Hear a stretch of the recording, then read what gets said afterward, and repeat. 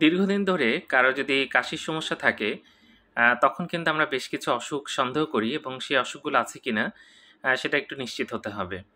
কারো যদি দীর্ঘদিন ধরে কাশি থাকে, এটা বলা হয়ে থাকে যে ৮ সপ্তাহের বেশি যদি কারো কাশি থাকে, তাহলে আমরা কয়েকটা অসুখ মাথায় রাখবো।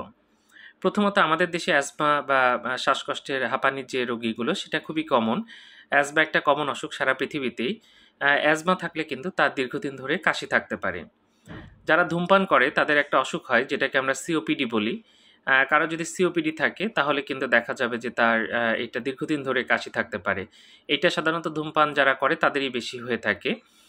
এরপরে যেটা আসে টিউবারকুলোসিস বা যক্ষ্মা। ফুসফুসে যক্ষ্মা আমাদের দেশে খুবই কমন এবং ফুসফুসে যক্ষ্মার কারণে প্রতিদিন অনেক মানুষ মারা যায়।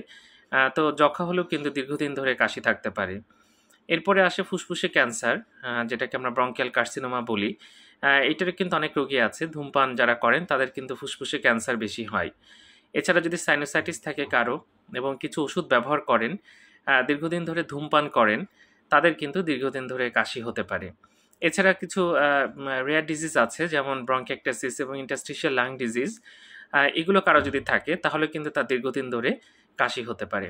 তাই দীর্ঘদিন কাশি থাকলে অবশ্যই ডাক্তারের কাছে যেতে হবে, বক্ষব্যাধি বিশেষজ্ঞকে দেখাবেন, অবশ্যই এর সমাধান পাবেন।